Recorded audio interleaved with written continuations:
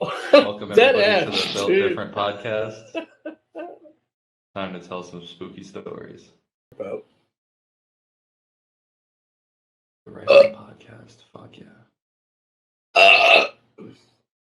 I had some chili. I'm glad we're recorded. What the fuck? Welcome to the Built Different podcast.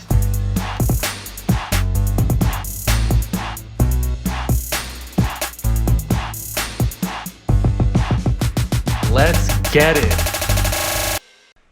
Welcome everybody to the Built Different podcast. We are back yet again for High and Inside.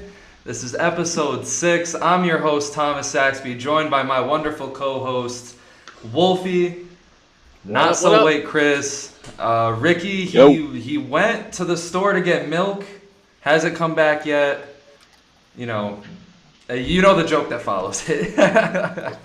So Wolfie, why don't you lead us off? Why don't you lead us? Wolfie, why don't you lead us off with an opening take, man? What's up? Yeah, good to be back, boys. Missed you guys. Long week of baseball. There's so much exciting stuff going on that we're going to get to through this whole episode. There's one team I want to talk about. They've been in the news the last couple days with clinching this, that, and the other thing, playoffs division. Let's talk about the Dodgers. The Dodgers, they're a really good team. Not just a really good team, they're a great team. A team that actually, in my opinion, has to win it this year. We're talking about Padres getting Soto and the Yankees having a good season, the Mets and Braves, this, that, and the other thing. The Dodgers have been consistently winning for the last almost coming up on a decade, it seems now. But, they're halfway there. But they have to win because this year they lose pretty much half their team. Both Turners, you lose guys in the pitching staff, bullpen, big names. When you look at what their team's doing, too, with pitching, top in all of ERA among both leagues, they're third best in bullpen. They have multiple guys with plus 900 OPSs. They went out and got Freeman. They have, that's Chris, I think you know all about that. They have these players, Turner. Saxby, you know about that too. And they only have that one. Jeez, man, you're sending shots this early. We're 2 minutes in. We're 2 minutes in, Wolf. Dude, and you know what sucks too is that when you look back at their history, they've only won that 2020, which put an asterisk next to it. Some people say what it is real not, But my point is, plus with payroll being top in payroll, they have to win this year. There's almost no excuse left. And I'm not saying they don't have the pieces going forward. Obviously they've given some big contracts already, so guys will be around. But there's a lot of extra pieces that, unless you're bringing those guys back, like we were talking about before this episode started, you're not going to be able to do this again consistently every year unless you somehow strike lightning in a bottle every year with rookies, or you are going to spend $300 million a year, which, you can only get so many guys with, plus $300 million contracts. So my hot take, and I think it's pretty much, I don't even know if it's a hot take at this point. I think we can all agree is that the Dodgers have to win it this year. Yeah, I don't know if I would necessarily agree with they have to win because they're the Dodgers. They're always just, it feels like at this point they're just going to be around for a while. But I think this year with the talent that they have and the talent that they're about to lose, I think this team in specific is a team that should win. But baseball is crazy. Anything can happen, and if there's that anything can happen scenario, it has always happened to the Dodgers. Always. If you think about the teams that they've lost to in the 10 years, it was always an anything can happen. Always. But my opening take, no one's talking about it. I don't know why I randomly became obsessed about it, but I think Francisco Rodriguez should go to the Hall of Fame. I believe he's going to be a new name on the ballot this year. A lot of people are saying that there's no Hall of Famers on this new ballot. I think he's him. I definitely think he's him. If you look over, the longevity of his career, he has 437 saves, which is a lot. Obviously has him in the top 10. A respectable 2.86 ERA over his career. 1 year in specific, he broke the single season saves record with 62. I mean, he was top 3 in Cy Young that year as well. There was 2 other years where he was top 4 in Cy Young. I overall think that he should get in. I mean, I know closers don't get a lot of love when it comes to the Hall of Fame. I know we're still trying to see Billy Wagner get in. But if there is one person on this new list that I think should get in eventually, it should be Francisco Rodriguez, and then I think it would be a little bit of robbery if he's not in. That's a really interesting take. It was so interesting that you just brought up that name because I was like, is he that good? Did he have that many saves? I had to quick bring up the stats. You're right. He's pushing 500 saves. I think the thing that's hurting him in his career, though, if you take a look breaking down his whole career from 2002 to 2017, 15-year career for a closer, he just had a lot of spotty years, though. He almost had like a 3 to 4 year gap of doing nothing, and all of a sudden came back to have saves. What was it? It was a 44 save season after having nothing for pretty much 3 years. I think the problem with him is with a lot of like these great pitchers that we see, not necessarily bullpen guys as much, but just pitchers in general. They'll have great stretches, but not enough to where I think it's enough to warrant a Hall of Fame. But I do think you have a solid argument. I could see somebody like him sneaking in, but I just think I mean, the inconsistency in his career. But Yeah, it is a good name. just like- It's a great argument. when I see Hall of Fame, I see someone that left their imprint on the game in a big way. And I mean, with all his say, I mean, he bursted on the scene in 2002 and immediately contributed to the Angels winning that World Series, which was huge. Then he goes and he breaks the single season saves record, ends up with more than 400 saves. We saw him get all exciting after closing, and he was a big part of MLB. So I personally would like to see him get in. I mean, obviously the really person like could it. say, yeah, like if Billy Wagner can't get in, then Francisco Rodriguez shouldn't. I disagree, and if there's one more hot take to make, I think Francisco Rodriguez deserves it more. Chris, you're up. I want to say one, like, Francisco's Rodriguez, his nickname was K-Rod. Like, you don't get a nickname like K-Rod and not make the Hall of Fame. Like, come on, like, the guy he was nasty. Sorry for the dogs barking in the background, but he was nasty. He definitely deserves to be in the Hall of Fame. My hot take is actually another Rodriguez, and that's actually Julio becoming the first player to have a 25-25 in his first outright year in the league. So Mike Trout did it as well as Kyle Young, but this is Julio's first year, like first at bat was this year, so he's the first ever to have a 25-25 year. And and the second thing I want to say is we finally get to see the history made with Molina and Wainwright, 325 starts together, now all-time 325 all-time battery mates. So, great to see it. Now, Two good things happen for baseball. did I just mishear you, You by guys the is- way, just to correct that stat you were going to say?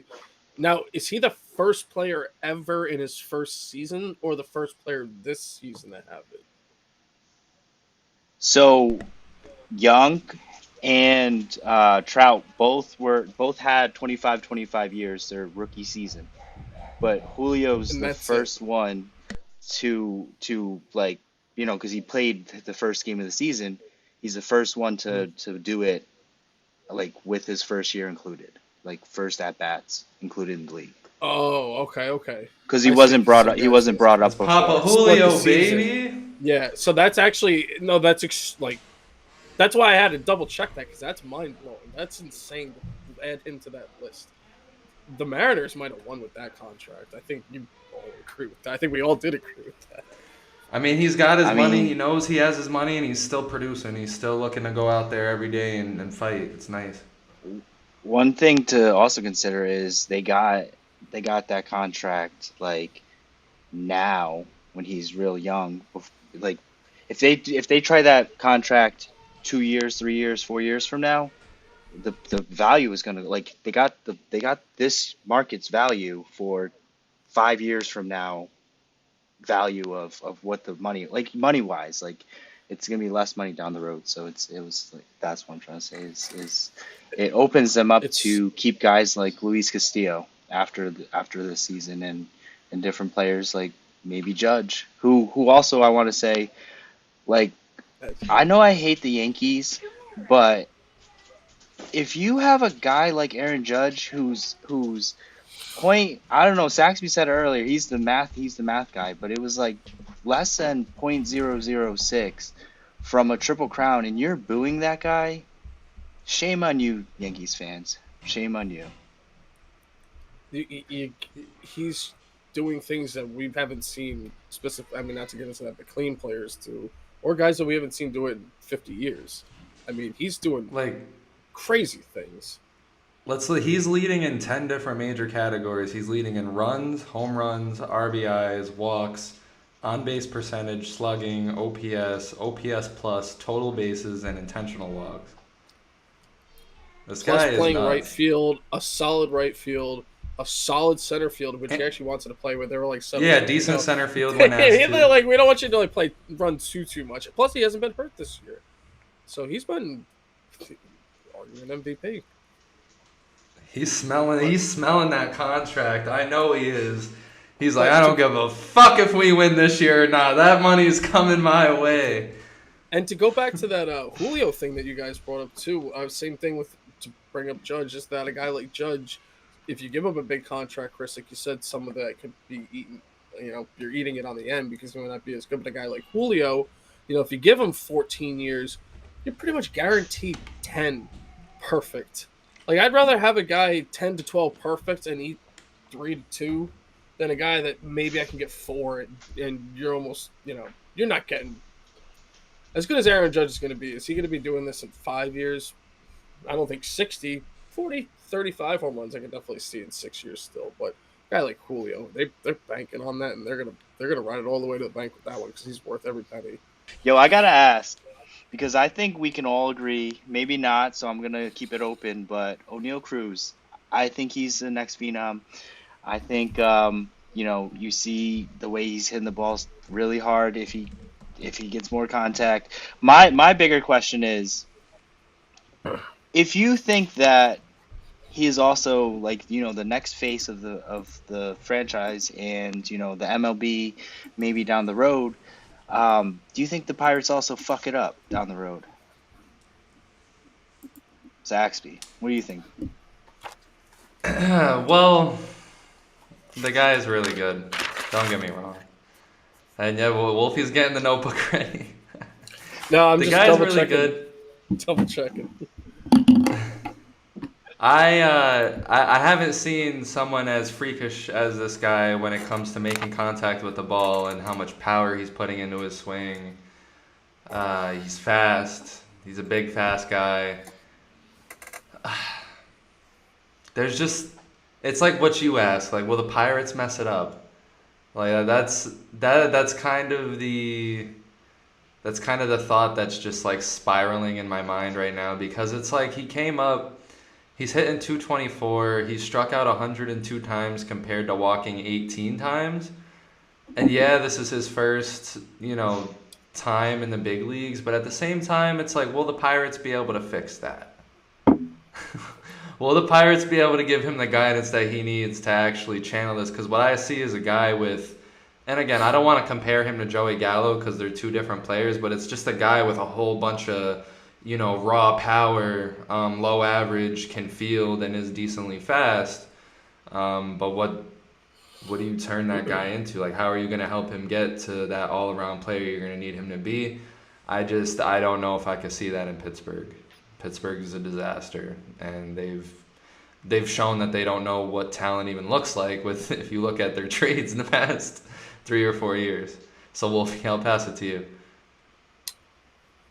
So I'm gonna say realistically, you're right. The Pirates probably will screw it up, but I'm gonna have a little bit of hope, and the hope's gonna come from the last few months of the Pirates.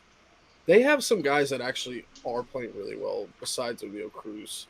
A lot of young rookies out of nowhere. They've been getting some good pitching performances out of guys that weren't actually supposed to be that good, regardless of the teams they came from.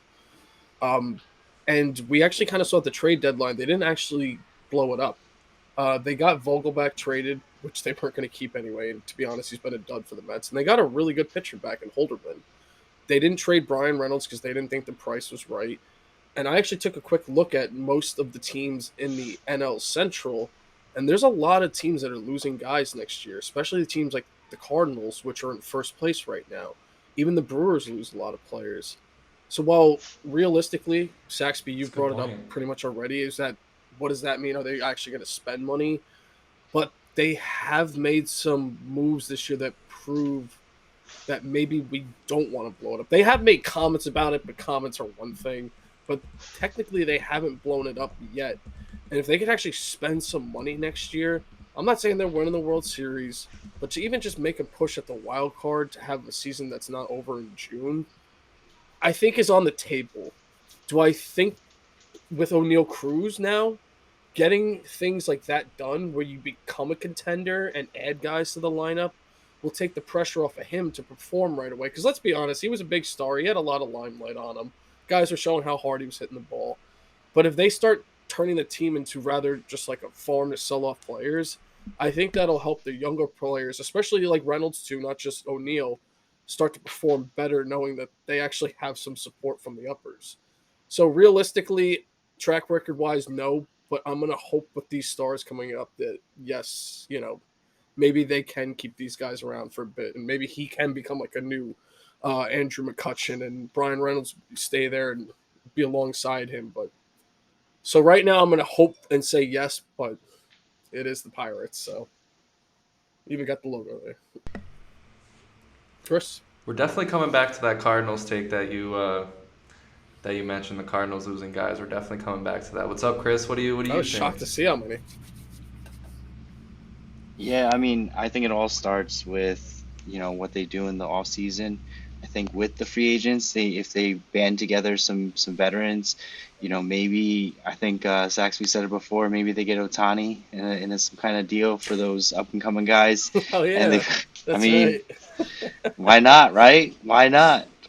Why not? Why not go to a small market? Like he clearly wants to be in a small market, but I think there's a lot of guys, even like, even there's so many guys available this year, and there's a lot of guys around the age of like 30 to 33 who might not be in these demanding like these big contracts, who might go for like smaller contracts to try to win, and maybe they have enough, but maybe I'm also a little stoned because I don't think the Pirates have a chance next year, but I think the Cardinals just own that division kind of, and I think the Brewers are a good off season away from being good next year. But I think overall, maybe we give the Pirates a chance. Maybe we saw what they had. I mean, they were in the World Series, right? So like when they had Tatis, so maybe they make that run. Maybe he's the center of it all, but who knows? Yeah, I mean, I overall I like the Pirates. I guess. I mean, that I love Key Brian Hayes. I'm a huge fan of him. I mean, Oh yes, he yes, that's also my won me a name. lot Yep. of money this year because he's not a big home run hitter, and I predicted one of them on one of my home run slips, and I won like 1.5 grand. It was nuts. But it's just the Pirates. I don't like I feel like not disgusting, but I get a cold chill every time I think of the Pirates winning. That's how like impossible I feel like it is. Because I mean, their best moment was like them getting Cueto to drop the ball in the wild card game. That's like their best moment in the last 25 years. And looking Wow, at did their I say the roster Pirates went to too, the World they have a Series? lot of holes. Did I say they went to the World Series? I did say that, didn't I? Yeah, with I was gonna say, I'm like, I don't know I'm why. sitting there like, am I like forgetting this or something? Nah, No, you. sorry I'm about thinking. that. Hey, yo, to your defense, you're like, yo, I I'm meant to. mad stone right now. So I don't know you what But kind I of to was need your to. thinking. to your point, Yo, Wolfie, what I liked about your point was recognizing that the Cardinals are losing guys. Now this is important because this is gonna be the first time in like 56 years that they don't have Yadier Molina and Adam Wainwright. So we're gonna find out how much they truly actually meant to this clubhouse and how much they held it down. Losing guys like that could be tough. Could be a gut punch. Plus, Arenado's a player option right now, so if he wants to opt out, I mean, you also He lose ain't Julio opting out, Jones. man. He got that daddy deal. He ain't opting out. Plus, he's getting $35 million a year. Unless, I mean, he did have a good season. Maybe he thinks he can get a longer contract. That's the only. Well, actually, no. 31. Okay, so if you're him, for both of you guys, 31 years old, and you had, I don't want to say MVP, but definitely probably top 10, definitely, and stats. Actually, yeah, definitely. I He has think to the be top 10. Yankees. I think Would the you go for a Yankees are going to contract? look back on these last like 5 to 10 years. I think the Yankees are going to look back and really regret some of the moves that they've made. And one of these is not trading for Nolan Arenado. The other is obviously I'm going to say, even though he's struggling, not trading for Juan Soto. Either which way, you got this Aaron Judge guy who's just, massive, just controlling everything. If he hits a home run, they win the game. I don't know. They're literally not doing anything outside of Aaron Judge. And it's So my crazy to thing is think about like, that. damn, when did the Yankees become soft? When did they become Recently. soft? Like, The last few years, it's they've like been I feel like if they had Arenado, they could have easily had Arenado. They could have easily had Juan Soto. Yeah, they're pretty soft, man. I mean, they got the Orioles making noise now because of how soft they are. And you know what the thing about the Yankees is too is that now that you actually bring up a guy like Nolan Arenado, is that if they had Stanton actually doing what he should do, being healthy, and to the point where they could even use him in the outfield, they would go after a guy like Nolan Arenado and not have to worry about losing a guy like Judge. But Nolan Arenado, though, being 31 on his way halfway to 32, just about getting 1 year left of $35 million, coming off a top 5 MVP or top 10 MVP season, you could make the argument he actually might opt out to try to bank one last time. Because next year he's almost 32, or he's going to be 32, almost 33. I mean, how much bigger of a contract is he going to get? If I'm Giancarlo Stanton, and I'm sorry to go back to Giancarlo Stanton. No, if I'm no, it's a Giancarlo good Stanton, combo. I might retire after this. I don't know. I think if Judge Oh, dude. if Judge leaves New York, I think Giancarlo Stanton is going to become one of the most hated men in Yankees history. Because Judge being there and being injured along with Stanton, but now Judge being so good, it's swept under the rug that Stanton's now hitting 218 and still like injured every other day. Dude, I completely agree with that. Imagine if he wasn't there as his protection. Oh my god. Oh, because that's what I'm saying. Like, if Judge leaves and Stanton still has, like, what, 6 or 7 years left of that Dude, imagine ridiculous them contract? trying to market him. Oh my god. How could you? He would be like the try to replace Judge face. Oh my god. He's going to become the new A-Rod because at the end of A-Rod's Yankee contract, they hated him. A lot of people said that it was a huge waste of money, and at least he performed pretty well most of the time. All right. So there you go. All right. Yeah. We do it. There we go. Duct tape. Duct tape, duct tape, duct tape. I remember when I was a kid, we played baseball in someone's backyard, but it wasn't like a huge backyard. So we played wiffle ball. And we played with tennis balls, and we would just throw them really hard. Or we played with wiffle balls with duct tape taped around them. And then the bats always had duct tape taped around them as well. We had like we had like a garbage can with a strike zone. And I remember one time we needed duct tape, and we go to Stewart's. And if you guys are Wolfie, do you know about Stewart's? I don't recall Stewart's. So do they not have Stewart's in the city? I think it's so. Stewart's is like an upstate New York, I think, like Vermont, maybe some parts of Mass. I know the Stewart's brand. That's right. They have a NASCAR brand, actually. Yeah, I know what you're talking about. I don't know if it's the same Stewart's because I'm talking about like it was like used to be like a mom and pop store. It's like it's like a small store. It's like a small store. It's not small because they got like probably company, or am I like doing that wrong? Nah, I mean they could be, but it's Stewart's is like it's like a convenience store. Sometimes it's a gas station plus convenience store. Like it's like a small like has ice cream. They're known for their ice cream, their coffee, and sometimes their breakfast sandwiches. But anyway, so I remember one time we're going to Stewart's to get some duct tape because that was like the store that we would go to that's 4 blocks away, and we were little kids, 10, 12 years old, whatever. And I remember these kids on bikes that were like 14, they started laughing about duct tape. They're like, duct tape, and they started laughing like, what do you guys need duct tape for?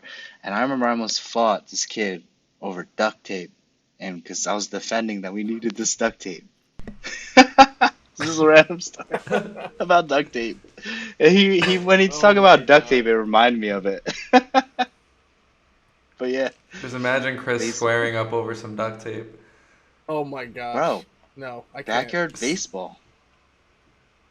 Speaking of duct tape, I mean, Alex Rodriguez is trying to fix his whole career with duct tape. It feels like, I mean, I kind of almost feel bad for the guy. I love A-Rod, my favorite player of all time. But, I also feel that he deserves a lot of the bullshit that he gets. But just, recently, losing J-Lo, she went to the drunk white guy, Ben Affleck. I'm kidding. I love Ben Affleck. But that was dark. My bad. That was harsh. All the awkwardness with Derek Jeter, watching Derek Jeter have his whole documentary and, appearing on it. And they're just so awkward around each other. I hope you guys, after this, go to YouTube and look up. There's this nice video that explains their rivalry that I never even saw or heard of. But yeah, no, they've had a rivalry this whole time. And I didn't even really know. But now Albert Pujols passed him. He didn't even congratulate Pujols. Really? Yeah. Damn. I thought he did, but maybe. Dude, this guy's not. He took over the Timberwolves. They got fleeced in that trade. Yep. But he's been kind of like everywhere a little bit recently. But more power to him. He's a multi-millionaire, but I feel bad almost. He's getting shit. Oh yeah, absolutely. I never really was a fan of him. Just obviously like what he did in that. But he always thought he was like the greatest thing to like walk the face of the planet, which I didn't like that either. I tell you one thing though, it would have been interesting to see whatever happened back in his career, where if he stayed with the teams he was with, like the Mariners, like even recently though, I can't stand the guy. I don't know. I like what he's doing. His message after Tatis went down, how he was like brokenhearted about it a little bit. I think that was real. I see a guy that's just. He was young and dumb, and he was young and dumb for a while. There was a long period of being young and dumb. I feel like but I don't know. He made his money. He won a ring, won some MVPs. He won't make the Hall of Fame, which is another thing. And now he knows he won't make the Hall of Fame now that Bonds and Clemens and Sosa didn't make it. No, he's got too many enemies too. Now, if he made it, that'd be funny though. Yeah. By the way, to save some skin, I had to look up Stewart's just to give myself a logo image, and I feel so fucking stupid. I've had like 1,000 times. It's like A&W dumb shit. And by the way, I had to also look up the other name because I was dumb. I was thinking of Menards hardware store, but I had to save my skin there on when I was going fucking. Are we all so random. Just really high? Seriously, I was going nuts because I'm like, dude, I know there's a hardware store on a fucking NASCAR. It's Menards, which we don't have around here. Stewart's, dude, that's why I said Tony Stewart. Oh my god. You should have said a root beer company because that's what they're known for is root beer. But anyway, to go back to A-Rod, I'm a little surprised you didn't know about. Wait, what? What are you talking? Stewart's is not known for their root beer. No way. Yeah, dude. No That's way, bro. No. I swear to God. No. Dude, I swear. Well, at least let's just say this. No. That's how I know about them. Because that's what they sell around. No. Stewart's root beer. Oh, wait. Stewart's root beer. Man. In the glass bottle? Sounds like something Josh Donaldson would say. Is that Stewart's? It's like a 4-pack. No, yeah, they definitely sell root beer for sure, but it's just not what they're known for. No, let's just say that's how I know about it, because there's not a Stewart's around here. But when I used Wolfie, are you a root beer fiend?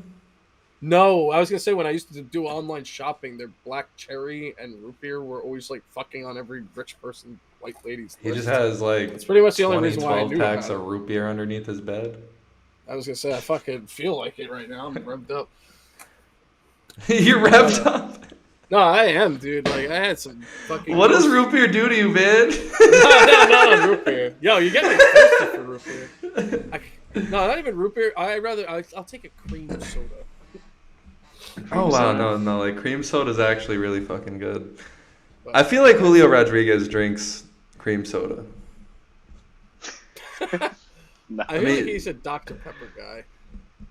He can't drink alcohol. No, dude, no. He's a fucking McDonald's Sprite guy.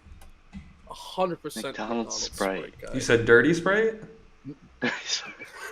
Dirty Sprite. Mix some lean. McDonald's?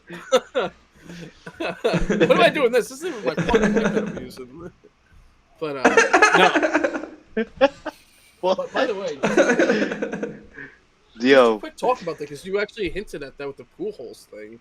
He didn't congratulate him for passing him. Now, do you think Pujols is getting that 700? Oh my god, we got so much time left, and I think he has like 3 home runs left to hit. how much is it, 3 or 4? I mean, either way, I think he gets 3. I think it's 3. 3. He's at 697. Imagine they just don't play him anymore. They're like, I mean, oh, yo, shit, we have to win. Nah. No, he's Dude, I mean, He's he's one of the best hitters in the league right now. He's just getting pitch hit for and just coming in and hitting a bomb. It's insane. You gotta also see like, dude, someone's got to groove it to him. if they pay. That's what I'm saying. Like if they play like the Red Sox or the Nationals, like a bottom team, the bottom team veteran is gonna like want to be. I don't know, dude. Would you want to be the guy who threw the 700th? Dude, Liverpool. the second we started Would that be talking an honor? about that, I was thinking, yes. I honestly think I would do it if I was like. It all depends. Like if I'm a rookie fighting for my goddamn life, like that's a different story. But if I'm that dude that's just like, I know I ain't going nowhere, like I'm 100% getting that 700th home run off of me, like. Because he's not going to forget you either, so like that's just going to be like an instant camaraderie thing. No, I would love to be the rookie that gives up the home run because I could play it off. I could be like sad in the clubhouse and then it would be a scene. No, yeah, but I would be like I would act all sad. I would act all sad and then like Pujols would like come down and he'd be like, "Hey kid, catch," and he would like throw his jersey at me and it would just like hit me in the face and then I would be pumped and now I'm one of the best pitchers in the league after that. You'd be like that Family Guy thing. He throws his jersey, then his pants, and the fucking jock strap lands like right on your forehead. No, but like, I feel like, I mean, I don't know. I mean, at that point, he might not, but I feel like if you're a rookie, like, you at least gotta try to make it look like you're throwing it. He might not, like, if you're like a fucking no one and you just like, boop, right in there, he might be like, who the fuck are you? Like, now, one thing I'll say is like, I absolutely would not want to be, Max Kellerman. I don't know if you guys saw that ridiculous Max Kellerman take recently. But with no evidence, no facts, no proof, no reporting whatsoever, he just came out of nowhere and said Albert Pujols has been taking PEDs his whole career. And obviously, as you guys know, Max Kellerman is he's a big name in sports. He even had to come on the next episode that they do and apologize to Albert Pujols and the whole Cardinals organization because the take was so bad. It was just bad, and I don't think we're gonna be like that. So like my whole thing is like, damn, how do guys like him just get that big? Because that's a real shitty take. I mean, let the hobbling man get his 700 home runs in peace. All right. I feel like where does that even like come from? Like where do you get off on that? Especially like Albert Pujols. The big thing with him is doing it clean. So like. I feel like that's just so random to like come out with, like, unless you actually had some hard facts, like, why even go on a rumor? It's like scummy reporting, and now like your name's tainted, so like that's just stupid. I like Albert Pujols, like, and I'm glad he actually went back to the Cardinals to finish it, and the fact that he can hit 700 there would be great. So like, why, like you said, why tarnish a good story? I mean, all I'm gonna say about Max Kellerman is the same guy made that take about Iguodala taking the last shot. The fate of the universe was on the line. I would want one guy. Cause I'm like, all right. Ever since then, like, I don't know. You just So we're gonna take this to a quick break. We'll be right back. losing. What the fuck? This is every time I bet. Every time I bet for the fucking Mets, bro, they fucking lose, bro. Like, dude, I Phillies won, the fucking Orioles just won. There's exactly over 9 runs in the A's versus the fucking Rangers. Yeah, the Dodgers are down, but they'll probably come back and win. Every time I fucking bet for the Mets, they fucking lose, bro. I tell you, every fucking time. That's why I can't. Now I know how imagine I being a feel. Mets fan. Yeah, I was gonna say, For how do you real. think I feel? Well, he's sitting here wearing a jersey, he's Real. playing about fucking money. So with that being said, welcome back. You know, Chris was a bit peed off about the Mets just now. I think it's perfect to take everybody around the league. Chris is pissed. Mets, He's bro. like, I'm dying for that NL I East just talk. can't- God, let's go, let's start. You just can't bet for So them, we're man. gonna start the NLS talk. We're gonna start it off by just saying the Dodgers are still above and beyond, you know, that team in the division. But my question to you guys about the Dodgers specifically is, like, do you think this is hurting them more than helping them, just constantly being the best team in the league or constantly being above everybody else? The reason why I say that is because being a Nats fan, it seemed like every time we won the division, we won it by like 10 games, and it seemed like the Nationals would just get flat tires because they weren't playing competitive baseball in September to bridge them over to October. Do you guys think that's going to hurt them this year again? Or, you know, what do you think, Wolfie? I think it will, because I think there's that much expectation on them. Not to get in the stats that we broke down earlier in the episode about how they need to win this year, but it's like you said, you're gonna win 100+ games, season after season after season. You have the teams like the Padres making moves to get better. The Diamondbacks are even having a better year to finish the year. Teams are getting better, so you can't go into this postseason again with another loss. You're pretty much like the expectations might be high, but you can't let that get to you. I think being the best team all the time too, like you said, maybe that underdog might be a little bit easier because if you do lose, I'm not saying if you do lose, you know, whatever, like no one wants to lose, but the pressure isn't as much on you with so many guys leaving right around the corner. Plus, like, not just this year, but the last couple of years with Scherzer, for example, you've made moves and you don't have that many rings to show for it. So the pressure's on now. I think it's going to hurt them a little bit, but tough shit, to be honest. You got to win now. Yeah. You have to. Yeah.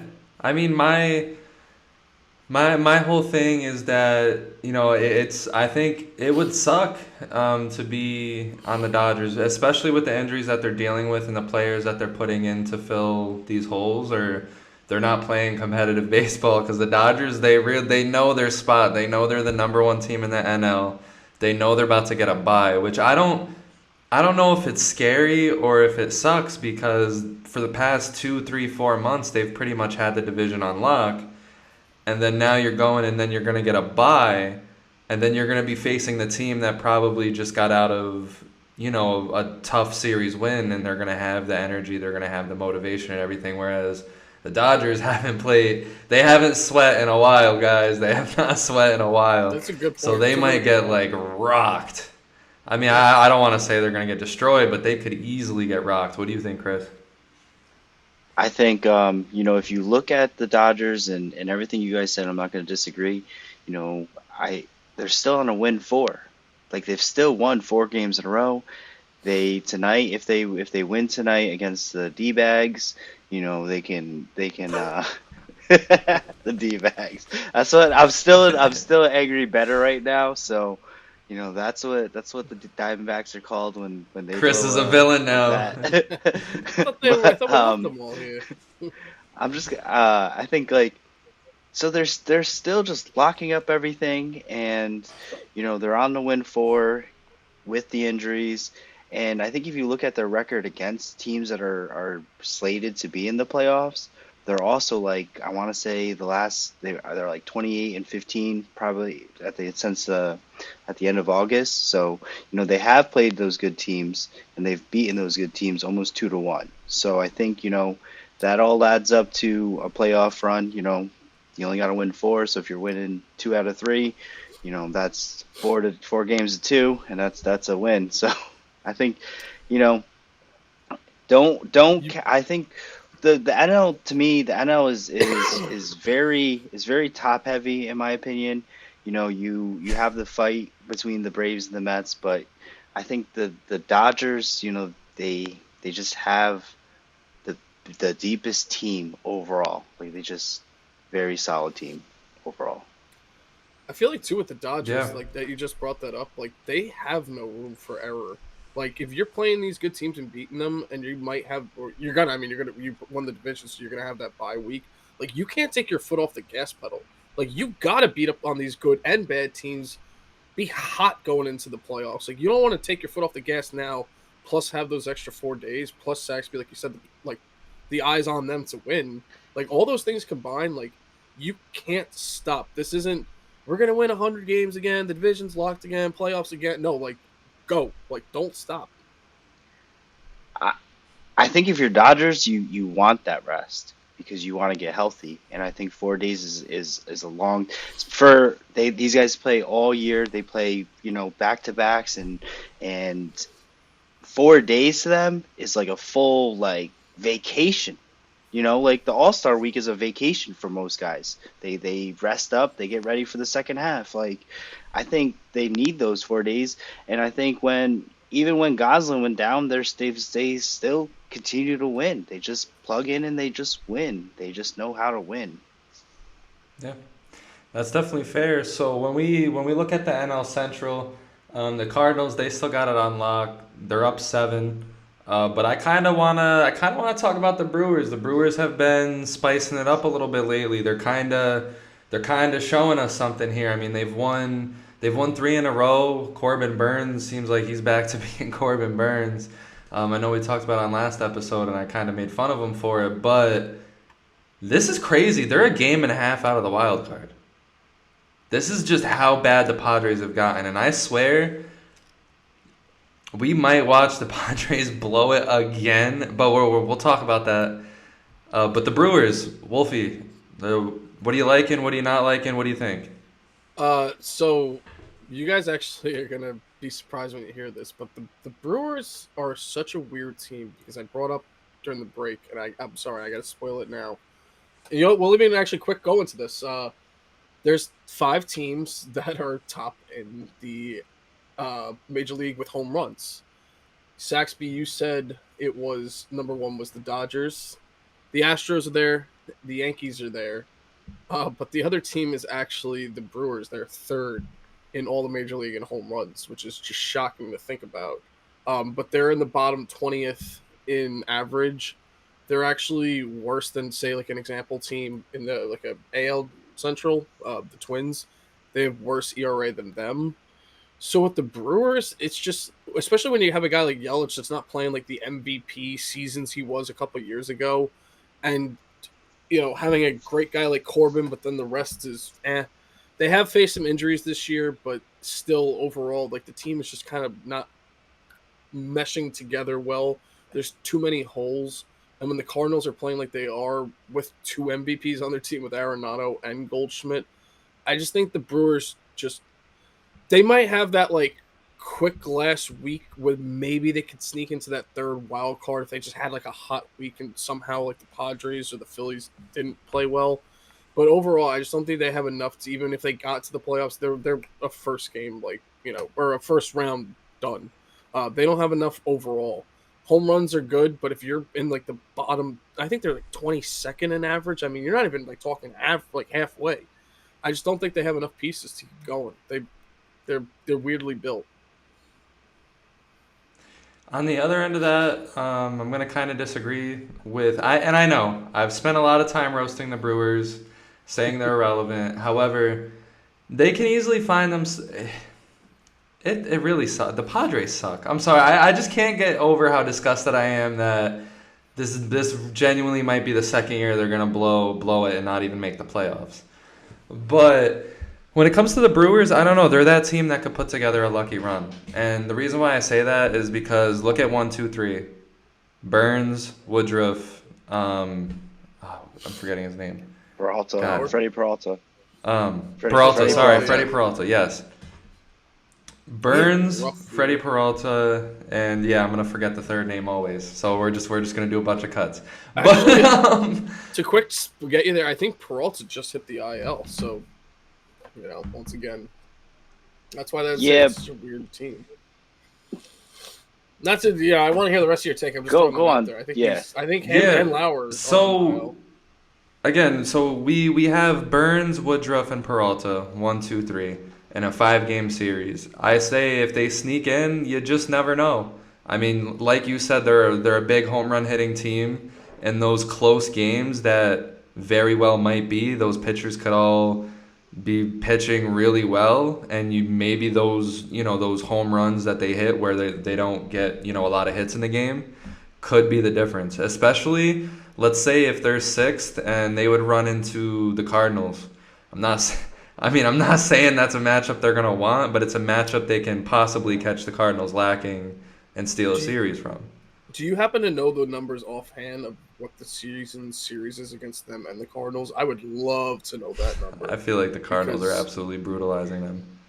It's to me, because I was thinking about that too. Not to jump ahead to other divisions, but I think the problem also with the Brewers too is that they have to face some juggernaut teams like the Dodgers, the Cardinals, the Braves. Mets are playing a little off right now, but even the Mets, like if they were playing like the Guardians, I think even the Rays, they match up a little bit better. But think about a game one right now. Well, think about this. It's what is the first round a 3-game series or a 5-game series? 3 games. The wild card now is a 3-game series, which I kind of like. Okay, so think about this, right? You're the Cardinals and you face Corbin Burns game 1, and Corbin Burns comes out and throws out 12 strikeouts, absolutely shuts down the Cardinals, and the Brewers win like 1-0 or 2-0, some bullshit. Well, dude, they're only another game away from winning the whole thing.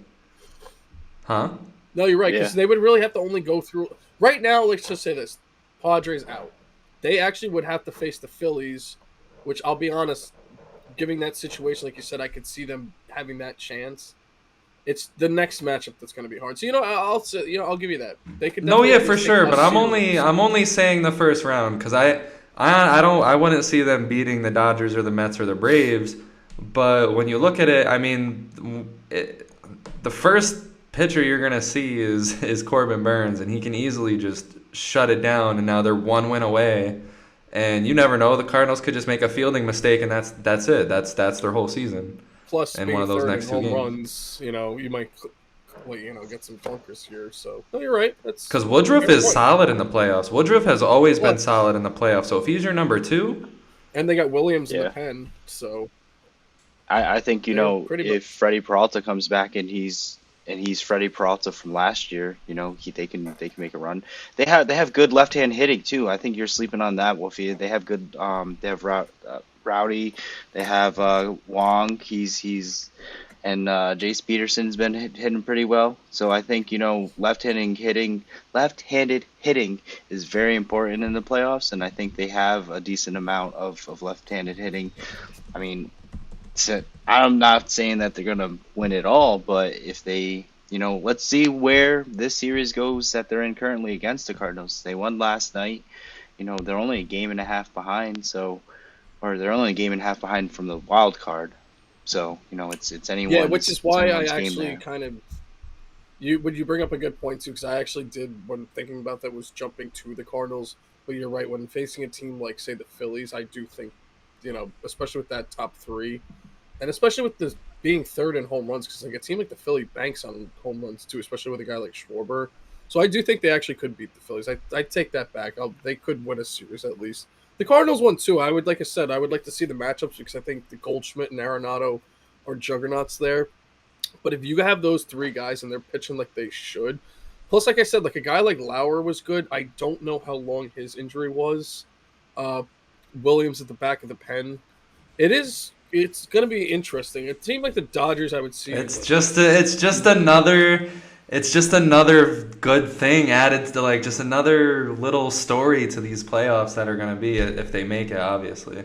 Which is why this year's So still what? exciting. Let's go to and Not another a exciting better thing time is to this get NL hot. East we got right here. Right, exactly. And with the NL East, I mean the Mets are still in first. But it's very dramatic over there in New York, Wolfie. We talk about this every week between the Mets and the Braves. Who are you taking right now? Mets are up a game. We're getting close to the end. How you feeling now?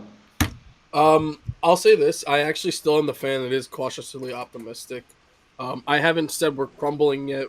To be honest, we're still on pace for like a 100-win season. Even right now, they're losing 6-3. The game technically is still not over as the recording right now, but they have to win, especially right now when the Braves show they have a weakness and can lose to teams like Seattle and the Giants. So you got to capitalize on that. If they're going to lose 2 to 3 games here, you can't be losing to teams like Miami, the Nationals, right now the Cubs, the Pirates. It's unacceptable, especially when you're talking about being a first place contender, possibly going to the World Series. Let's pump the brakes, but still. And they've been in first place all year. So I do think they have the potential to keep going with that. Their staff is so good. Pieces of their bullpen are good.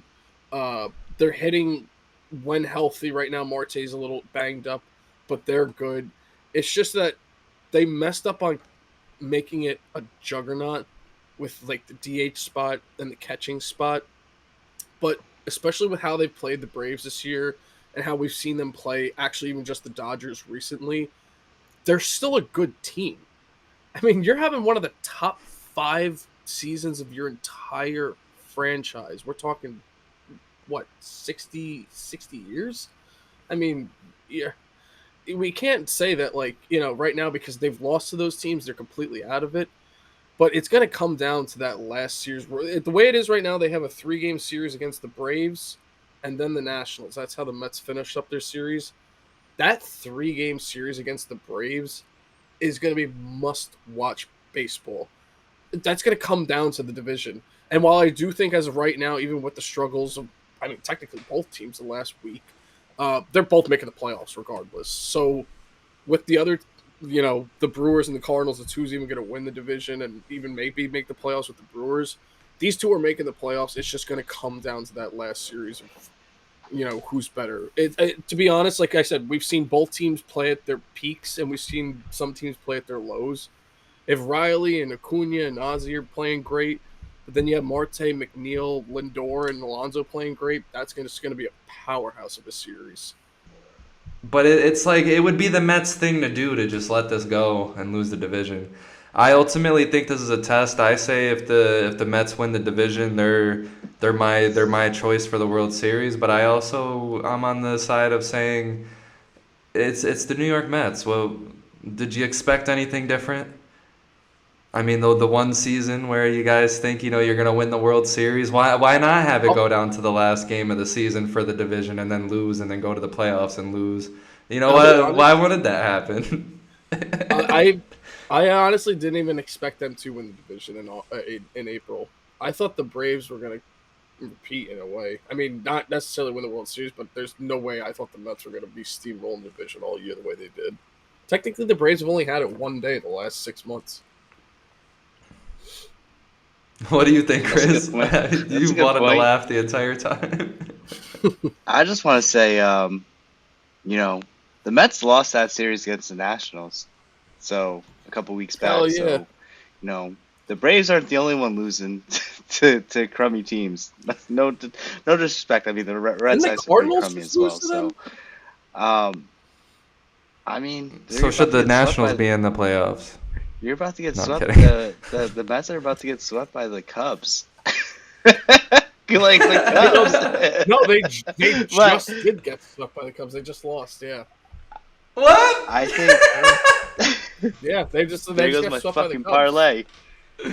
Fucking Mets blew Oh, another actually, no, parlay. That's Another they don't play disgusting. fucking tomorrow, do Mets they? parlay blown. Fuck. I don't think they I play the think Mets. I think the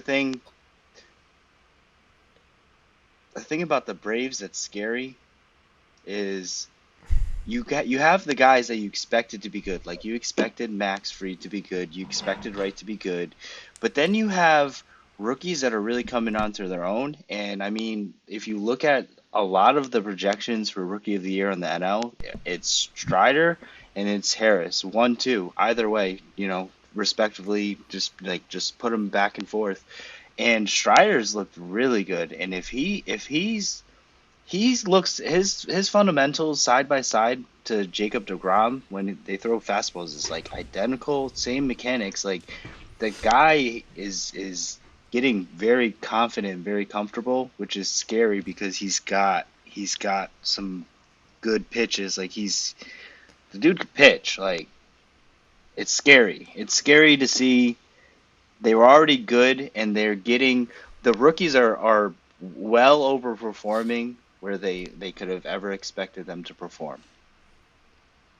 Whereas the Mets And are just getting injured. it might, But with and it could be a crazy statement, but I mean, this could. I don't want to say this is the Mets' best shot because they got prospects too coming, soon. So they got the backup already. But I don't know. The Braves have the chance to run not even the NL East, but the entire NL because we don't know what's going to happen with the Dodgers over the course of the next few years. They have the chance to take the Dodgers spot and have a very longevity kind of run. It's actually scary. But you know the thing Seven about the position Braves though players.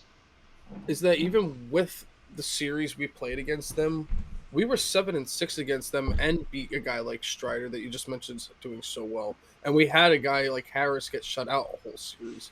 So that's why I don't understand like the Mets in general right now is because they're so cold, but they've shown potential. That's why, like I said, I'm cautiously optimistic because I know they can do it. They've done it this year.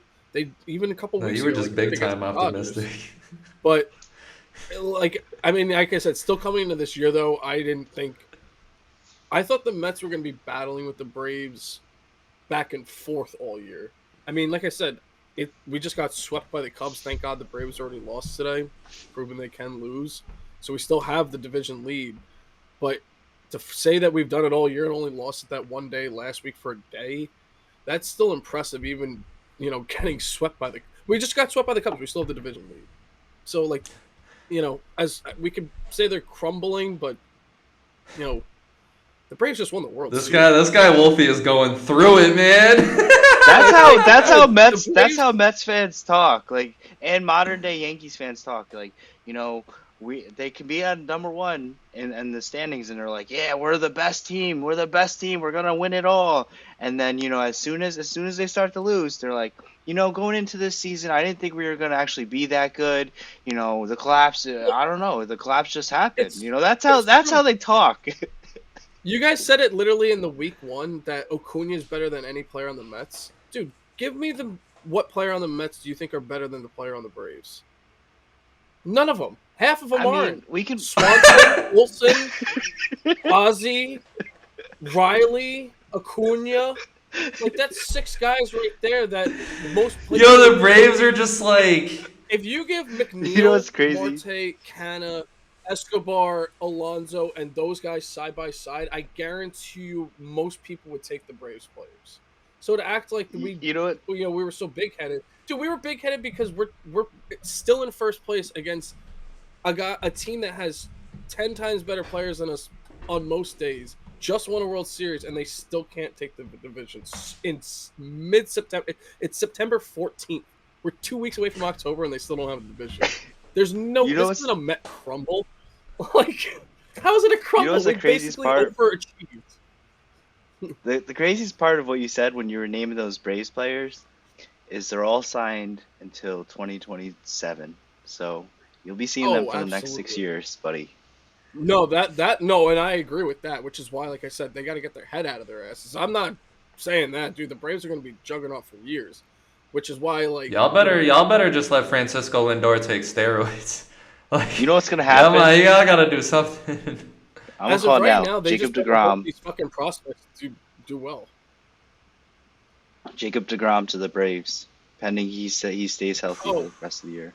dude, I think I said that the first week we did the show. I don't know It's gonna why. happen. There's a part of me that thinks he's going there. That's nuts. So let's transition to the AL West. This should be quick when we go That through was this. wild. That was a good segment.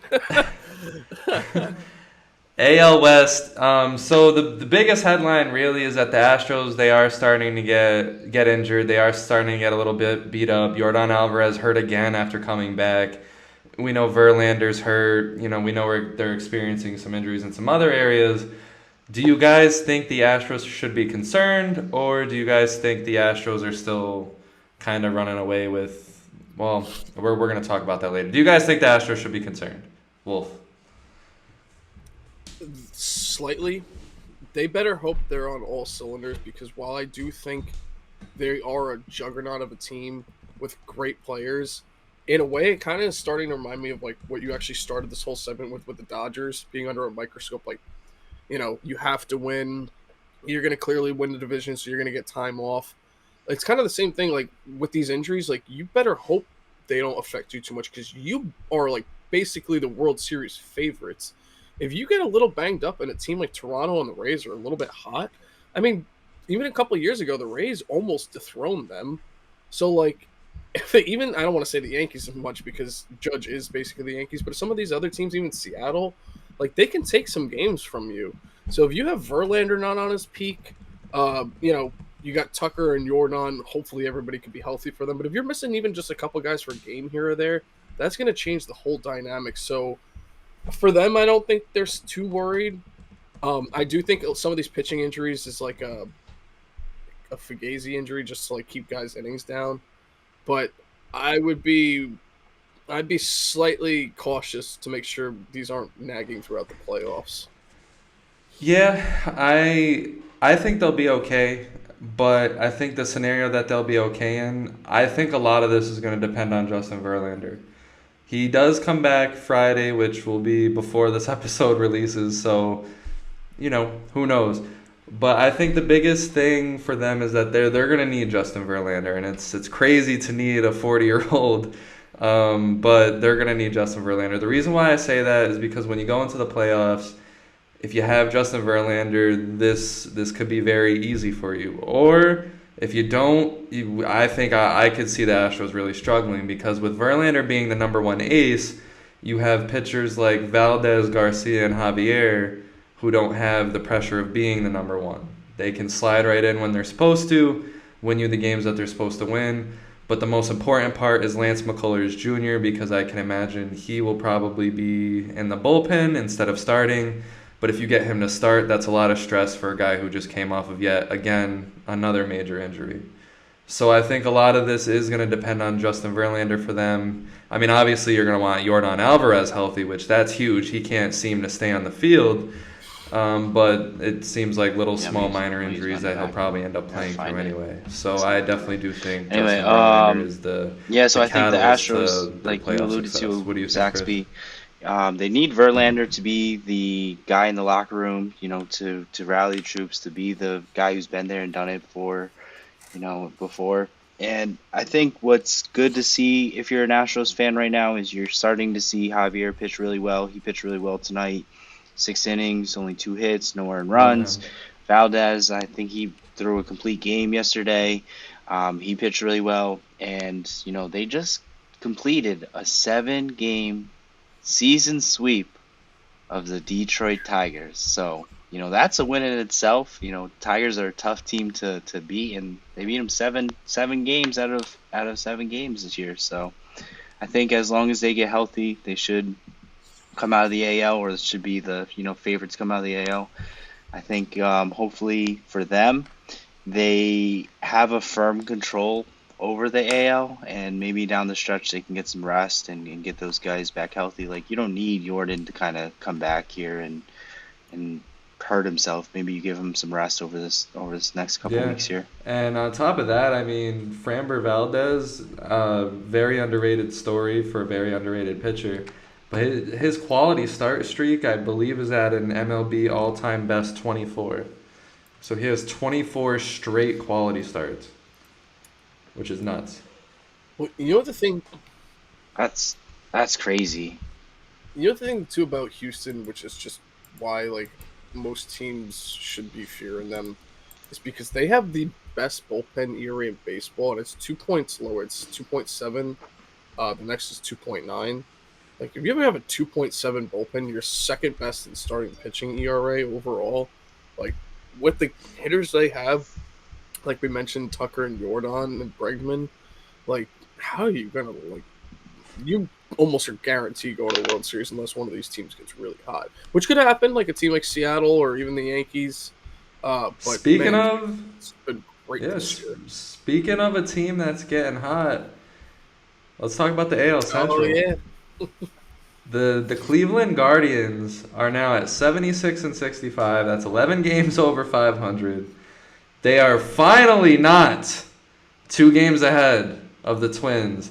They are now 5.5 games over the Twins. The Twins are falling off really badly. All of their hopes are starting to disappear. We're going to talk about them later, so save your roasts for later. We have a fun segment. But the Guardians are now 4 games ahead of the White Sox, who are in second. The White Sox are starting to save their season, but the Guardians are now winning 6 in a row, 8-2 in their last 10. They're starting to put this division away. Wolfie, how you feeling? What do you feel about the Guardians? you know what? I think people forgot how good of players they have still on that team. Jose Ramirez being obviously the king of that team. When we mentioned before, we were quick talking about it. Some of the good players they have with Rosario, Jimenez now, Oscar out there in the outfield. They have pieces. Staff isn't terrible. Bullpen's not terrible. The division's terrible. So, I mean, that helps with getting them in first place. But I think the Guardians are a team that's definitely underrated.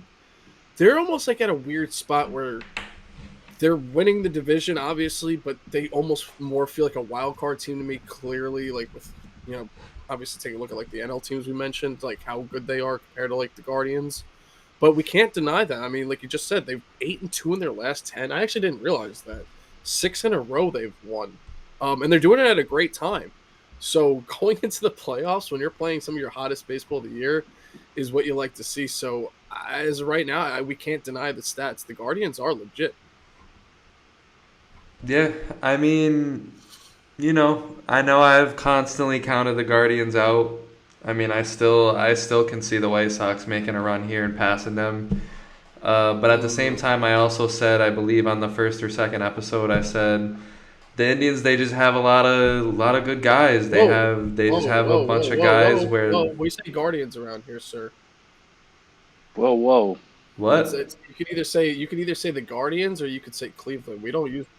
You don't say the I word. You said the I word. Oh wow! You said dude, the I going... word. You can't say the I word, and you can't say the R word anymore. Okay. Yeah, I'm a bad boy. All right. So the Guardians, the Guardians. I said it before. I said, it's just a bunch of good guys. They got a bunch of guys that can string something together. In key spots, they got good players. I mean, they got Shane Bieber and Tristan McKenzie, leading that rotation. In the bullpen, they got Karinchak and Clace. I don't know how to pronounce his last name. And then in the lineup, you got, Ahmed Rosario. You got Jose Ramirez. You got Andres Jimenez. So they got a bunch of good guys. And then don't forget they got Stephen Kwan and Owen Miller, who were really good towards the beginning of the year. Stephen Kwan is still putting together a decent season. So if my biggest point to this is that if the Guardians do make it, I'm not a team that wants to see them in the first round of the playoffs. I know, we have been making a joke where it's, these teams are going to tank to face the Guardians rather than facing each other. But I honestly think I don't want to face the Guardians. They're too surprising. You can't predict them. They're a good team that you just can't predict, and they're too surprising. They can hit you with that hook out of nowhere, especially in a 3-game series where you have Shane Bieber leading off. Shane Bieber easily can be that pitcher that strikes out 12 of your batters, and now you lose like 2 or 3 to nothing, and now you're just 1 game away from elimination. So Chris, the Guardians are your team. What's up? What do you think? He's been dying all episode for this. Yeah, I Terry mean, Francona, baby. here's the thing: we talked earlier about the Brewers, right? And how the Brewers are No. really high up in home runs. I bet you if you look at the opposite of that, the Guardians don't hit a lot of home runs. But what the Guardians do have is they have 5 players hitting over 275. So they hit the ball really well. I think that's, we see that with the Rays before and some of their runs. I think, with their pitching, it really counted on Bieber all year, but you see guys like McKenzie pitching really well. You see Q-Trill pitching really well. So, in their bullpen, but we'll see. We'll see. I'm just going to say that you guys are on the bandwagon now. I've been here since the first podcast. You can check it out. I said they were real back then, and I'm sticking to it. They're definitely going to win the division at least, and they're not playing bad. It's not a bad time to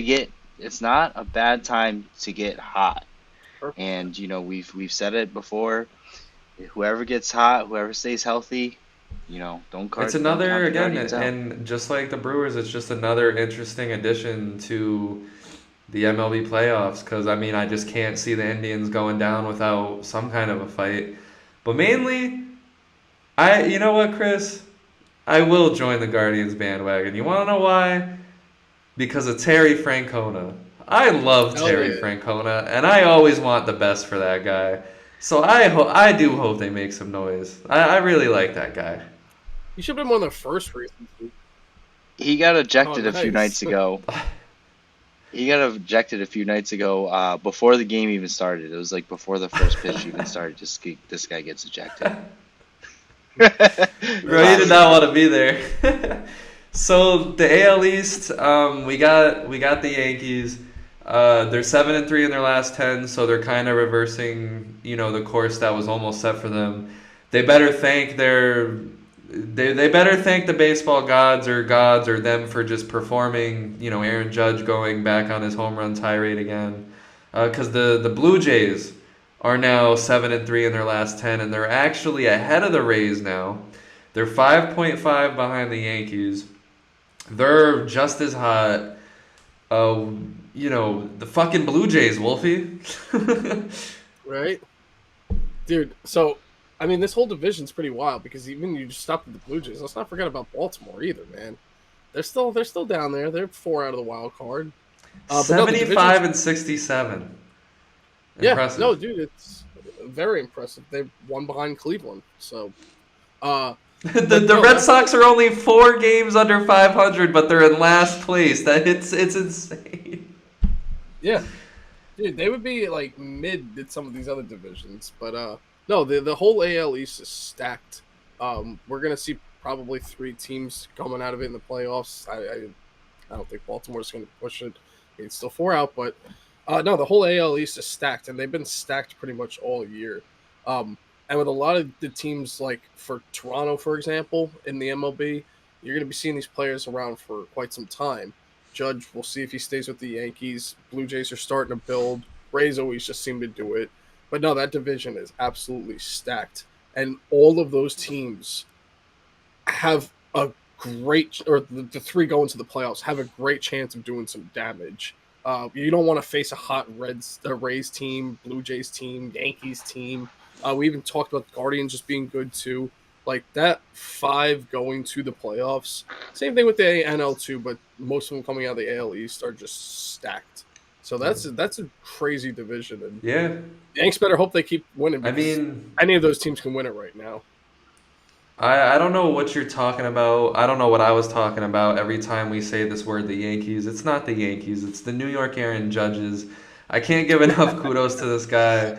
Like when he's up, the Yankees are up. When he's down, the Yankees are down. It's so crazy. Like he's hitting the shit out the ball. He might win Triple Crown. Now he's in the Triple Crown conversation out of nowhere.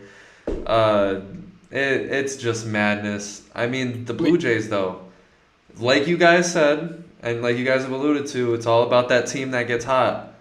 And the Blue Jays are not only a team that's getting hot right now, they're a team that can probably compete with any team that they face. So as messy as their team is, as many things as I've said that they need more pitching and they're a bunch of righties. That stuff is still true, but a hot team is a hot team. I can't deny them. I do think the Yankees still win the division. The Rays they're another team that they're exciting.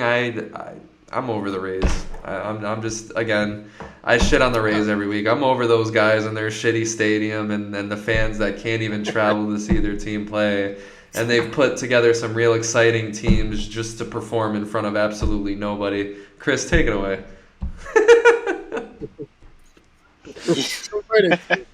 I mean, as much as I don't want to see the Yankees win the division, I think they will ultimately win the division. I think that the Blue Jays, the thing about it is the Blue Jays and the Rays, like they're still like contending to, they're still 6 games back, right? And there's going to be a lot of teams out there who might be down and out or down, like, not in the playoff race, who might want to just take them out and to be spoiler. The Tigers so I just think, beat that the gives shit the out of the Yankees, Rays. a chance to, They're sneaking. yeah, I mean, like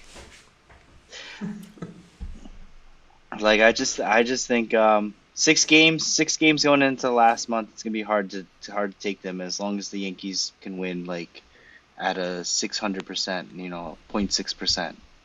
Just gotta win 6 out of 10. It's gonna be close. There you go. Now, an interesting question that I have, and Wolfie, I'll ask you first. The 3 wild card teams being the Seattle Mariners, the Tampa Bay Rays, and the Toronto Blue Jays. They're all hot right now. The Rays obviously a little less hot than the other two, but for a while those 3 teams were really hot. I think at one point they were all 8-2 in their last 10. Rays have lost a little bit as of recent. If there was one team you could pick out of these 3 to beat the Yankees or the Astros to represent the AL in the World Series, Wolfie, what is the one team out of these 3 that you can see being there? If you would have asked me other years, I wouldn't even have thought about this team first. But with the way they've been going, I'm gonna actually go with the Mariners. The Mariners right now, they have what it takes to go on a playoff run. They're top in the league, top 5 in pitching. They have one of the better bullpens in the league. I think it's in the top 6, maybe 7 or 8. Top 9 in home runs. J-Rod's amazing. He's basically like, a mixture of like almost like a Willie Mays and Trout. He's got the power, he's got the speed, great glove out there. People love him. We talked about it before. He feeds off of that energy. Plus, they have good guys. Like, Robbie Ray's good up there. Gilbert's good up there. They got Luis Castillo at the trade deadline. They got Ty France on the team. They have pieces to be good. Bullpen's, shaky for me. I'm not a huge fan of the bullpen. But they're not, a lot of the other teams around all of baseball that could make a chance going to the playoffs, I think don't have as much energy as they have right now. I think that City is going to build up that team a lot to where not just this year, but going forward, they're going to be a powerhouse every year. The Rays I think they're getting lucky this year. They're just going to make it. Toronto, I think, could get hot. They still have some rookies too, but I'm just not a big fan of their staff overall. I think a hot Mariners team is going to be a force to be reckoned with in the playoffs. So I'm going to go with the Mariners. I'm J-Rod all the way. What do you think, Chris? I think the Blue Jays I think the Blue Jays, if they continue to get hot, if I think Barrios is going to be very important. I say this because if he can give you 5 innings and not just blow the whole game like wide open, I think it's very scary that he's their 3rd pitcher. And I think that their lineup is starting to get really hot, and you have Vladdy who's getting really hot, and you also have Bo Bichette who's been crazy over the last few weeks. And I think that they they have enough in terms of starting pitching, and I think they just won a big series against the Rays. So, I was starting to count the Rays out. I think that the Blue Jays, it depends really on Gosman continuing to be above average, as we like to say, and I think that Barrios has to get strong down the stretch for them to be good, because we know Manoah is going to be good in the That's right. Yeah, playoffs. Manoah too. Yeah. Wow. It's I have to actually be the tiebreaker here. And I know I'm wearing the Mariners jersey. I know, no way. but I'm gonna There's no take way. the Blue Jays. I'm gonna surprise everyone and take the Blue Jays, and I gotta here's hear why. this. Chris brings up an interesting take about Jose Barrios. Now, Barrios is their number 3, behind Manoah and Gosman. I think Gosman will remain his quiet, solid self in the playoffs. I think Manoah will be huge. Like I said, I think Manoah will be their number 1. But Barrios being their number 3, we all know who Barrios is at the top of his game. He's one of my favorite pitchers when he's really good. Believe it or not, the last 4 out of his 5 starts, he's given up 2 earned runs or less. The strikeouts haven't really been there for him all season, but he has shown shades. He's had 2 13 strikeout games. Those coming in the second half of the season. I look at a team with the Toronto Blue Jays and seeing that they have someone like George Springer that can lead the way in a playoff run, having been there before and actually have won. He's a World Series MVP. Let's not forget who George Springer is. And then now you're factoring in that Vladimir Guerrero's a little more seasoned. Bo Bichette's a little more seasoned. They add Matt Chapman. Not for nothing. They got Whit Merrifield, who won a World Series, so he'll be there. Alejandro Kirk and Teoscar Hernandez. They got a full lineup of guys that can really beat up some starting pitching. The Mariners, they're my sweethearts. I can see a Mariners run, but I don't think I can see it this season necessarily yet. I think this carries on in the next season, and I think next season will be the season that they make a surprising run. I can just see the Mariners falling short on some typical Seattle Mariners fashion. We have to remember who they are at the end of the day. I know we're in love with them. I know we're in love with Julio Rodriguez, but we do got to remember who the Mariners are at the end of the day, and they are a team that blows when it matters most. So I'm gonna pick the Blue Jays here. But yeah, I think you guys actually convinced me more on the Mariners from your guys' take, because you guys keep bringing up Jose Barrios, and it made me think about the whole Blue Jays rotation in general and their bullpen. Dude, the Mariners have them beat up and down. I actually kept getting the guy confused. I mean, obviously the other guy's still good too, which is I kept saying Logan Gilbert. Logan Gilbert's great. He has like a 3.4 ERA. The guy I always kept thinking of was actually George Kirby. George Kirby has a 2.9 ERA this year. Castillo has a sub-3 ERA. He's got a 2.37 this year. They have 3 to 4 guys in the bullpen. I knew Sewell was doing good. I didn't realize he was doing this good. There's like 3 or 4 guys in the bullpen that have 2.6 or below ERAs that have like almost 50 innings. They actually have such a solid pitching staff that now I can see why they're top 5 in the league. And if you do have a guy like Ty France or Julio just getting hot at once, like I do think Vladimir Guerrero Jr. and Bo Bichette are more seasoned. They've obviously clearly had more time overall. But that pitching staff, I mean, they don't have 2 to 3 guys that are good. They have like almost a 5-man rotation that's solid up and down. And I didn't even include Robbie Ray, who's technically supposed to be their ace. I don't know about that with Castillo being in now. But that team could out-pitch the Blue Jays, which if guys like Vladdy and Bo aren't hitting, that's going to be a scary matchup. I either way, like it's a toss-up. I can see your guys' side, but it made me look into how good their pitching staff really is, and they have some solid starters.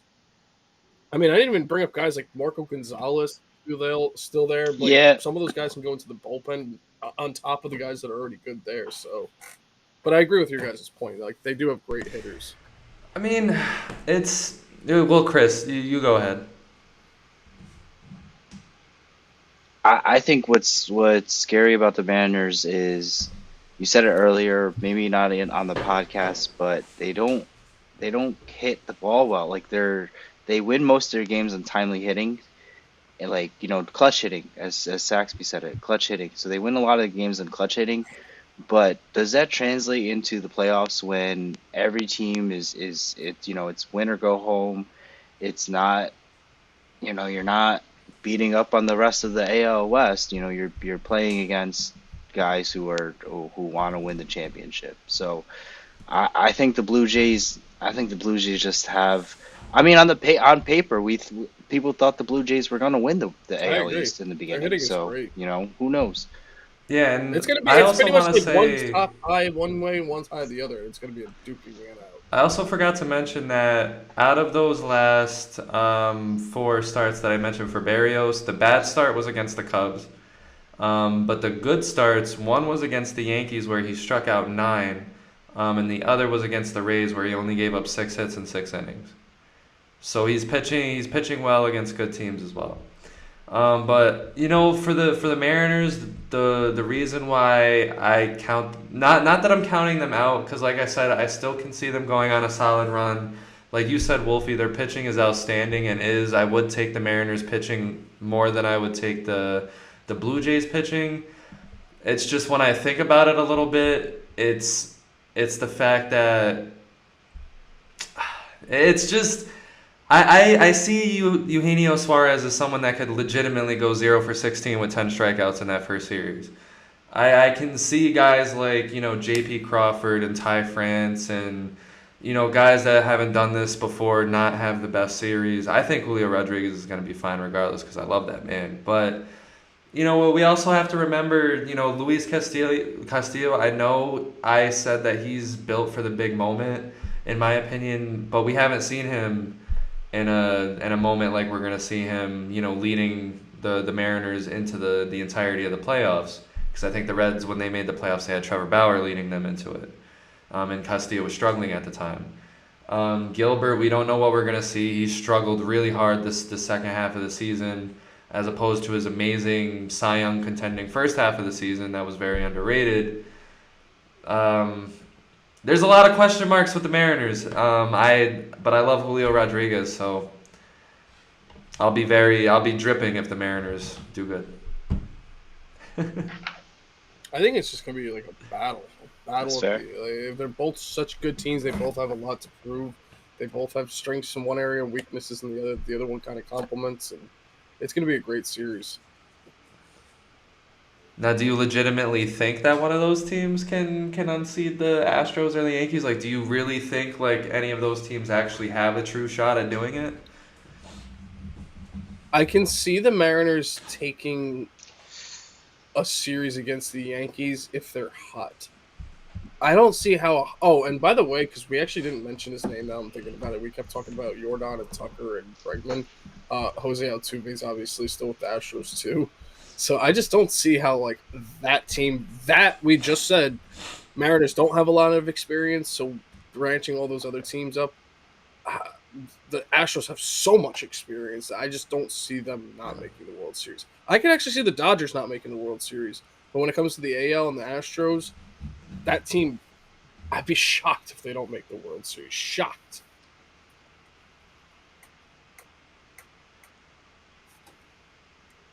Yeah, I don't think the Blue Jays can beat. I don't think the Blue Jays can beat the Astros in 7 games because that's what where it would go to, like 7 games, right? So I think they're just the Astros have just been there every year. They're there every year, so they're just very consistent. And I think this year is very important that they win, that they get to the World Series to show that they can do it without cheating.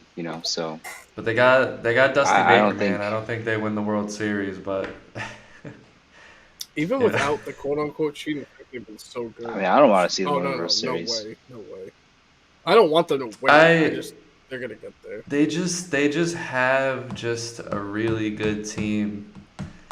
I don't want to sit here and say that I absolutely think the Astros are coming out of the AL because I want to leave room for the Yankees who still have a lot of good players. They're just not performing. Like in the lineup, like I can honestly say that they do have a good lineup on paper. It's just the stats. They're just really bad right now.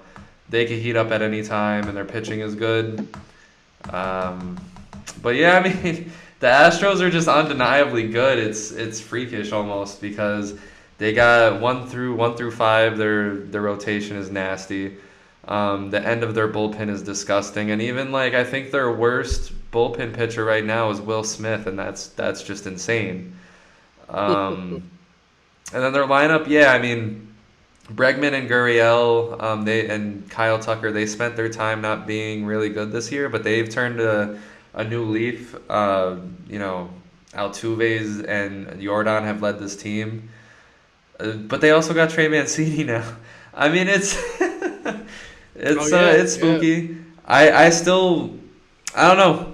I don't know if it's me just not wanting the Astros to win as opposed to me not thinking that they'll win, but I don't know. Something's telling me that they're gonna get upset really badly, and I honestly wouldn't be surprised if it is a team that just randomly gets hot like the Blue Jays. Because the Blue Jays, what differentiates them from the other two teams, a part of that question was that when the Blue Jays get hot, they're fucking hot.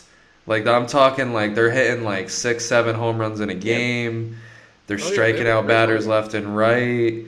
They're exciting. Like George Springer has brought a lot to that clubhouse from the Astros in regards to how excited they get, how much they rally around each other.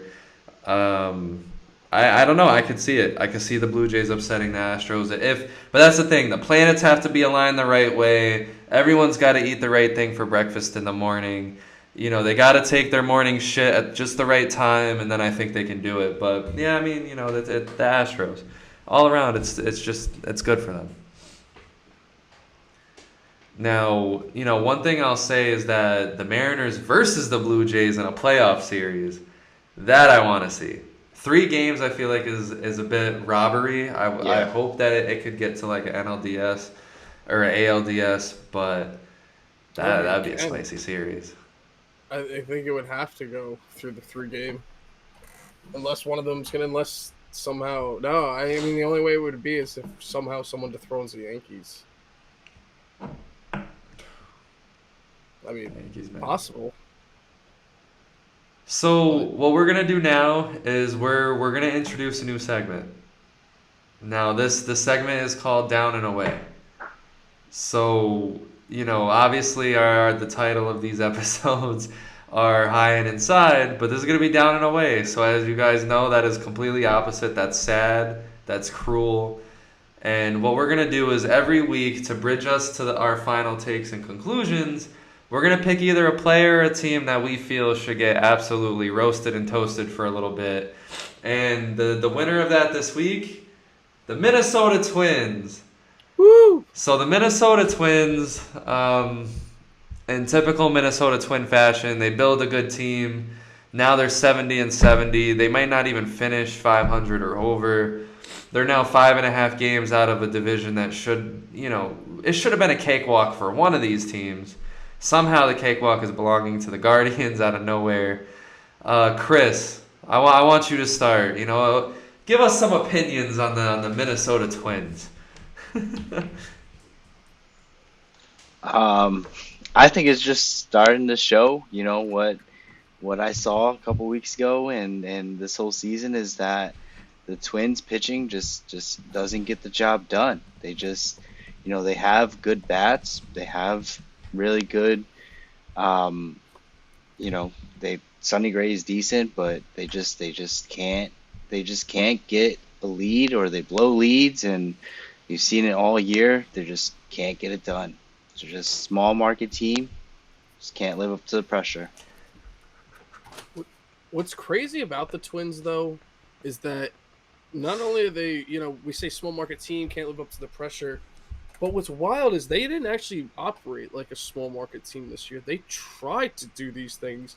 They got rid of some decent money with Josh Donaldson, sending him to the Yankees. They brought back a catcher. They brought back Gio Urshela. They went out. They got Sonny Gray. They got some other pitching help. Made room for Carlos Correa to come on in. Buxton was having a great year. They were playing pretty well and had the division for most of the first half. I think around that, like you said, around the first episode we did, is when they really started to falter. and they haven't came back. They even to the point now where they're not even at second place or third place, not even in the wild card. Stat wise, they're pretty much average across the board now, and you're looking at them like, how did they become so bad after they tried so hard? And it's like maybe they're, we talked about this with some other teams being top heavy. Yeah, you have Carlos Correa. Yeah, you brought in some decent pitching guys like Sonny Gray. I guess Bundy's up in the air about that. But other than that, the rest of the team sucks. So you might have like a guy like Buxton and Correa on the team. You think, oh wow, they're great. But then the rest of the team's terrible, and you didn't fill up any other holes. And you have 2-3 good guys in the lineup, but 6 that are terrible. Because we said at the break time they're 19th hitting in most stats. That's like you're below average, and you have those names in your lineup after trying all this stuff. It's unbelievable how much they've fallen. That's why Chris, you got me on the Guardians bandwagon. So they didn't even do anything and they're in first place, basically. Just think about being a Twins fan, man. It's like for the past, since they've won the World Series, back in their day, it's just like no matter what they put together, they either underperform or they just lose to the Yankees. It's just a crazy way to live. Like, imagine being a Twins fan, right? And, you go into this season, you make some good off-season moves, you have some good stuff going. The season goes along, and like you said, Wolfie, now you're in third place. You got Carlos Correa for literally no reason. That was probably the most randomest thing in the offseason was Carlos Correa picking the Twins. And you don't even really get a good year out of him, and he's probably going to leave. I mean, it didn't even seem like he was motivated after, like, a month. He was just like, wow, I hate everything Minnesota stands for. I don't know. He just randomly had a hate for... Yeah. Byron Buxton, he hit 224 this year. He's not stealing bases anymore. He only has 6. Like, I don't know if Byron Buxton, are we ever going to see it? Ever. Are we ever going to see it? Jorge Polanco, he was having a great year. Now he's hitting 235. Gary Sanchez didn't, maybe you thought maybe he would, turn the clock, and I don't know why I'm saying turn the clock like he's like 35 or something, but it feels that way. He's hitting 214. Urshela, he had a decent year, but Max Kepler continued to suck. Arraez is 3, another good hitting season that's just gonna be wasted. You got Dylan Bundy as your rotation warrior. Their manager has been terrible because you guys even actually talked about it before the break, and I think it was either that or the group chat how they took out the guy that was. We love their manager, Wolfie. No, we're cutting that. We love Rocco Baldelli. We need him on the show. We can't badmouth Rocco Baldelli. I'm not gonna say the man. Wolfie, it is not his fault. Man. Questionable decisions. Yo, all I'm gonna say is Twins fans have lived through this before. Like, think about when they had Johan Santana and the fucking Liriano. Like, that was, to me, my favorite, like, 1-2 combo. I remember playing the MLB games and always wanted those two dudes. Like, those dudes, like, man, you just waste careers. They just waste careers. Yeah. But we love their manager. We love Rocco Baldelli. I think Rocco Baldelli is, he's a good manager at the end of the day. I don't know what he could have done. I think it comes a lot down to the players performing. I mean, your best hitter is Byron Buxton, who's hitting 224. He has 28 home runs, which is great, but he, again, only stolen 6 bases, and a lot of what he does comes from his legs. So if you're not seeing that, it's kind of like, okay, well now we have this broken down power hitter who's, again, also struck out 116 times and only walked 34 times. I don't know, just being a Twins fan, it's just like, again, it's like you're trying to get it up, and Viagra's not even helping you at this point. Nothing at all. Like, and it's depressing too because with all these, and the thing is though, granted, Carlos Correa was good. I mean, I guess in a way, but a lot of them. I mean, good, but like it's just. No, it's just not what you wanted. Status. Yeah, but I'm saying when you look at their starting staff too, like I said, I mentioned Bundy, who's not. I'm not a really big fan of Bundy at all. Sonny Gray's actually been pretty good for them this year, but then I kind of actually forgot about another guy, and they used him pretty much all year, and they kind of like actually kind of made a big deal about it just a tad when they got him, which is Chris Archer. It's like when you're adding like guys like that, but then you also get Correa. It's like it doesn't make sense. It's like you put on like Dude, Chris Archer is 2-8 somehow. He's actually like, you know what it is too. They don't let him pitch usually past 4. But it's like Dude, he averages like 4 innings and 3 strikeouts. What happened to this guy? Oh my gosh, I don't know. They fell off the table. And I don't know, like the only thing you really have to look forward to as a Twins fan too is like maybe a couple of prospects. Joe Ryan is great, but you know you blew it this year. You fucking blew it. Yeah, the division was there. The Twins and the White Sox, the division was fucking there. All you guys had to do was just want it, and you blew it. And now the Guardians are looking like they're in prime position to like do some kind of damage. Chris is looking like the fucking king of kings because the Twins and the White Sox just kept falling on their face. Like they kept like running out onto the field to begin the game and just like stumbling and falling, and I don't get it. What? How do you have this good group of players and just suck? It blows my mind. In a division that nobody really won. I mean, the Guardians aren't even going to win 90 games. So what are they going to do? All right, so in 2 years, are the Twins going to win the World Series, or even get farther in the playoffs, or even get in the playoffs? Dude, you have Carlos Correa for 3 years. What the fuck was that? Like, no, I think he has an opt-out after every year. No, I know, but that's what I'm saying. So it's like, even if that's the case, then what the hell did you do this year? Okay, like you're trying to prove to the fucking man that, like, oh, hey, we do think you should be here for the next 2 years after this. But no, he's going to go get a big deal probably, or, you know, a similar deal that he got. And that's it. You fucked up, Minnesota. It's done. Your goose is cooked. I think the Royals do better than them next year. Mark it down. Take a screenshot or take a video capture. I think the Royals will have a better record than them next season. If Carlos Correa opts out and they don't do anything else, yeah, I can see that. I could see that. All depends who's still there. Gets me heated, man. The thing that sucks. Gets me fucking heated. Like the Twins and the White Sox. They have such good players and they fucking suck. If he does opt out, he better hope he. I don't think he's getting, because I think he got around 35 mil or 32. He might get 30, but he screwed up going to the Twins. That was such a dumb deal. Same thing with bias to Detroit. You pretty much just fell off the face of the earth now by doing that. That's just like. Well, Baez got paid though. He got paid. No. Oh yeah, like I said, and he's there for 8 years too. So at least that I can understand in a way. But the 3 years for the Twins, like, I don't know. I think Carlos Correa was just weird. Like it was just like, you know what? Let me go to a team that's not going to win the World Series, but they're also not going to be last, and let me see if I can actually get them somewhere. Well, yeah. My final take. I love Carlos Correa. My final take is. I don't get it either. Am I here? Chris, what do you think? Can you hear me? My bad. No, you're good. All right, I'm back. We had some technical difficulties over here. My final take is, you know, I'm ready for the playoffs. Let's just cut to October. Let's get it started right now. Fucking cut the stands how they are. Teams are fine. Fuck the Brewers. Let's just get it over. Let's just get started. Did we lose Chris? I think we did. Oh.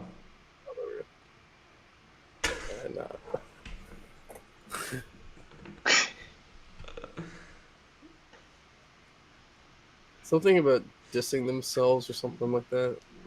Distancing themselves, I can. But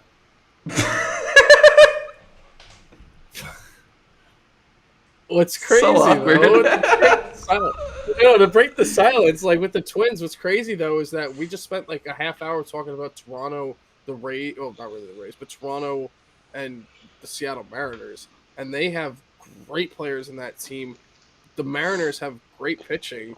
If you take them, put the Twins against them, like even if they were playing like with their guys not hurt, or like Bundy was there and Sonny Gray was there and Archer was there, it's like, well, dude, they would get shellacked. stacked by those other teams. It sucks because if you're the Twins and you could have looked and saw this in the future, like saw that this was the future, like you weren't going to win the division, you could have probably traded. Honestly, I would have traded Buxton ASAP. I mean, because you kind of locked him up, and now he's not really like panning out the way that he should. I mean, I'm not going to count him out, but like that, I mean, you could have probably gotten a lot for Carlos Correa alone. You could have gotten something for Jorge Polanco while he was still hot. I mean, I would have honestly unloaded because. That's a tremendous. I mean, I still would have done it. I mean, I think they were in first, maybe at the All-Star break, or they were in second at that time. But knowing that they weren't having a good season, I probably would have traded off a couple of these guys instead of acquiring a couple of guys that they did. I think they were, because our first episode I think was right at like around the trade deadline. It might have been the day after because we did it Wednesday. I think it was a few days after. Yeah. Yeah. So, but I think the Twins at that point were a game and a half or 2 games out. But still, no, the Guardians were up by 2 games. The Guardians were up by 2 games. Yeah, and the Twins are 2 games out. But the point is about them being 2 out, even at the deadline. Like you said, like they didn't do that much, and they didn't have that much. Like, are you gonna go and win the World Series if you acquire these guys? Are you gonna acquire Jorge Lopez and Fulmer and Maile and go win the fucking whole thing? Are you gonna do that? Are you gonna win the whole thing by accomplishing that? You played yourself, Minnesota, and that's why you are the down and away suspect this week. But, you know, Chris, take us away with a final take. I think this was a really good episode. Yeah, fire. Some good luck.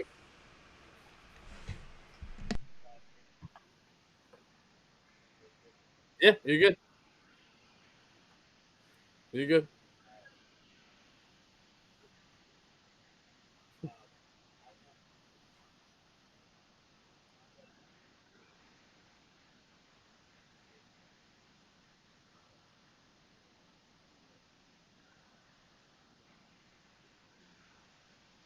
Brewers, wow.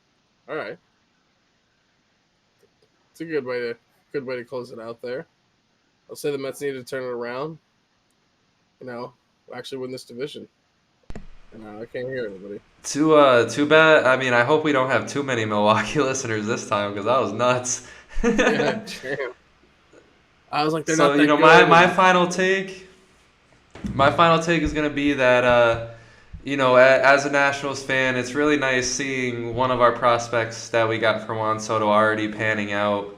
That being C.J. Abrams. I mean, this dude is nuts on the field. I mean, his glove is advertised. When they said that it was going to be, you know, like watching a magician at shortstop, that's exactly what it's been.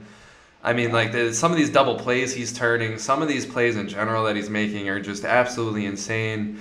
His bat's starting to come together, too, on a major league level. I think he was a big catalyst in whooping the Cardinals' ass. Jansen's been pretty bad down the stretch, you especially know, the Mets, when he. You know, the Mets just suck. We just beat you guys. Like, I expected it. I honestly expected it. But yeah, that's my final take. It's really nice seeing, you know, one of the prospects already really paying off. So Wolfie, what do you got to end the show? Yeah, I'm just gonna end it on a light note. Please, not another Mets take. No, I'm actually just going to give a little personal take here. I told you guys about it, but it's a great way to end the show. Is actually I had a good week because I won my fantasy baseball league last week. No thanks to any Padres player. Machado and Soto blew it. Nolan Arenado blew it for me. But everybody else, all the rookies came through. J-Rod was great. Harris was great.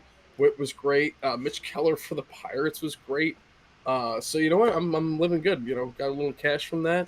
How much were you down by? Dude, I was down close to 100 points that Saturday night. Going into At Sunday, what point? I think it was close to 80. So going into the Sunday was around, I want to say it was either 72 or 79, something like that. And that game that won you the whole thing, that series in general, that Mariners and Braves series was off the charts. I forgot to talk about it. I was supposed to. But that series was off the charts. Michael Harris in that third game hits 2 home runs. Julio Rodriguez hits 2 home runs. Julio Rodriguez ties the game, and that was a shot. And then Suarez just comes in and wins the whole thing. That was beautiful to watch. I said, But man, yeah, Hot man, Mariners. you had both Harris and Julio Rodriguez. What are the fucking chances? What? Dude, and it was like one of the final games too. Plus, he had the Dodgers win on the line, so it was one of those things where I literally was looking up the lineups and I'm like, okay, if this guy gets out, if this guy gets out, like, and I was like, all right, so Harris is gonna come up one more time, and then he hits the home. It was and what's crazy if you actually watch that at bat, it was a 3-2 count where he hit the home run. There was at least 2 balls that were called strikes. So it was really like a miracle because a walk wouldn't have won it for me. I needed a home run. So when he hit his, then all of a sudden I'm like, wait a second, there's a chance for Julio to come up again. So it was like I said, that's why I love baseball and fantasy baseball too. I'm a Met fan, true and blue. I'm sitting there screaming when Julio hits that. It's like, and we get to see this player for like the next 20 years. Braves are in hopefully. trouble. Like I said, a hot Mariners team, man. I'm saying it now because this is, again, the second series that we're talking about that the Braves were involved in where their bullpen sucked. The Braves, the reason why I'm not sitting here saying the Braves in the World Series and I'm locking that in is because of that bullpen. I don't know, man. Jansen, I don't know if he's the closer if I'm the Braves. I don't know if but I think they're going to keep him there because this is what they're paying him for. They're paying him to be the closer. So I think they're going to be headstrong and they're not going to remove him from that role. And I ultimately think it's going to hurt them heavy at the end of the day, because you're gonna need, when you face the Dodgers and you face the Mets, specifically those 2 teams, you're gonna need your bullpen to be fresh and ready every game. And if you're gonna sit here and depend on Jansen probably 4 times in the series to give you an inning, maybe 3 of those are save opportunities, and you're not gonna turn away from that. I don't know. I think they're in trouble, man. They get rid of Will Smith, they bring in Iglesias, and they still are blowing saves. Yeah. I don't know how you don't even turn to Iglesias at this point yet. It's incredible. But Chris? I don't know if it was lagging.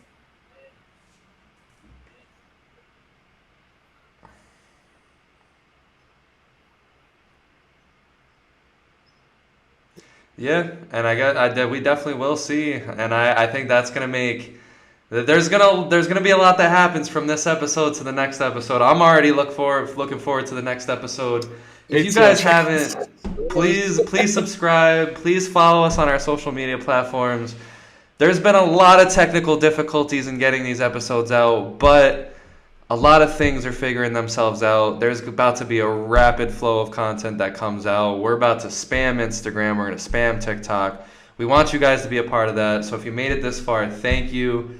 We appreciate you. And we'll catch you next week. Maybe Ricky will be back with the milk. We hope so. Have a good night. Peace.